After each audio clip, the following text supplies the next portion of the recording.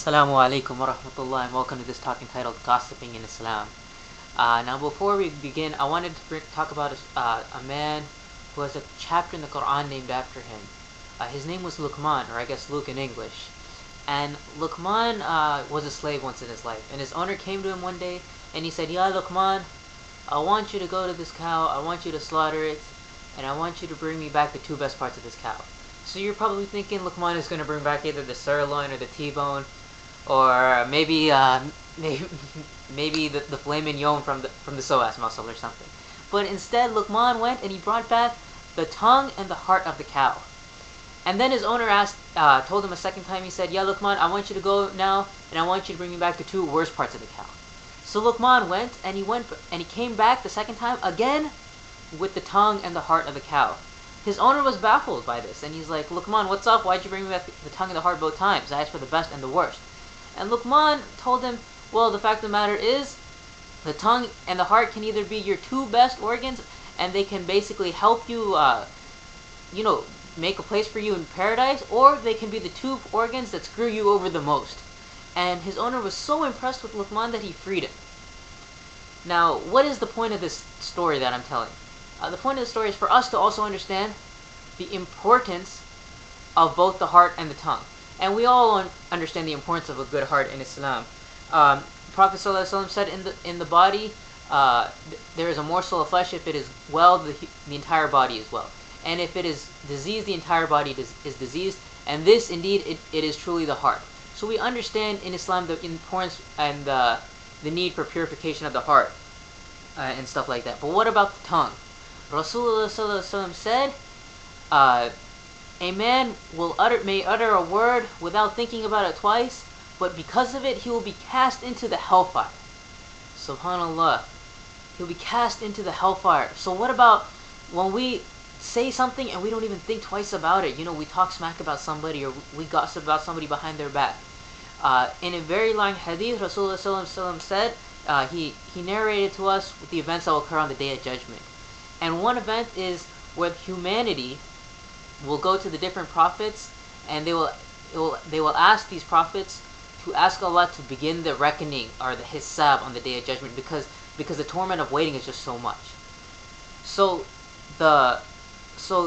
all of humanity will go to Prophet Ibrahim alayhi salam, Prophet Abraham, and they will ask him, Ya Prophet Abraham, Habib Allah, friend of Allah, can you go and ask Allah to begin the hisab?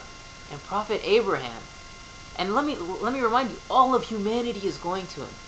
I'm talking me, you, our parents, George Washington, Albert Einstein, Sir Isaac Newton, Ibn Sina, Ibn Taymiyyah, Salahuddin Ayyubi, George Bush, Saddam Hussein. We're all going as one big group, and we're going to Prophet Ibrahim alayhi salam, and we're asking him to ask Allah to begin the hisab. And you know what he says? He says, "I've told 3 lies, and I'm afraid." Or he'll say, "Nafsi, nafsi." He'll be worried about himself because of the fact that he's told 3 lies in his lifetime. And if you study the seerah of Prophet Ibrahim, you will know that these are not even real lies. These are small fibs that were used that he said to protect himself protect himself and his family oftentimes. And he's so worried about these 3 miniature lies. What about us? What about what we say? What about the smack that we talk? The fact of the matter is, when we talk bad about somebody, we're nullifying our good deeds, basically. In the Holy Quran, there's a chapter dedicated to the people that talk smack. It's in the 30th juz, and many of us know this surah, Wailul likulli humazatin lumazah. And this surah is dedicated to bashing those people that talk smack. Wailul likulli humazatin lumazah. Woe to every sneering defamer. And the fact of the matter is, we need to understand what this is all about. The Prophet ﷺ told Mu'adh ibn Jabal, he held his tongue, he told him, refrain yourself from this, because it can ruin. Because the fact of the matter is, it can ruin us. Aisha radiyallahu anha, the wife of the Prophet ﷺ, mother of the believers, said once about Safiya radiyallahu anha, another wife of the Prophet ﷺ. She said, "She's short." It's not even something that bad.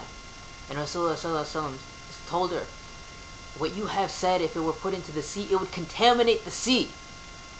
So we need to understand, what about the smack that we talk? What about the gossip that we do? And what is gossiping? What is backbiting? Backbiting is when we say something about somebody behind their back and that they would not want us to say. And this is stuff that is true. For example, if Joanna is fat, and you say Joanna is fat behind your back, then this is backbiting, because she does not want you to say that she's fat. And if she's not fat, then this is not even backbiting. This is slander. This is a whole nother level. So the fact of the matter is, we need to stop backbiting people. And woe to every sneering defamer. Sneering doesn't just mean talk. It could mean actions. For example, you're sitting with your boys and somebody says, "Hey, you know about Mustafa?" and you just roll your eyes. That may come under backbiting, because you're doing something that is something that Mustafa would not want for you to do behind his back.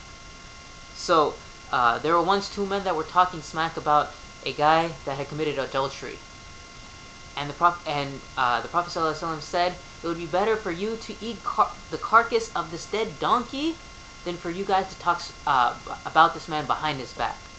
So what about us? What about when we talk smack about our friends behind their back? And in these types of situations, we need to take a stance.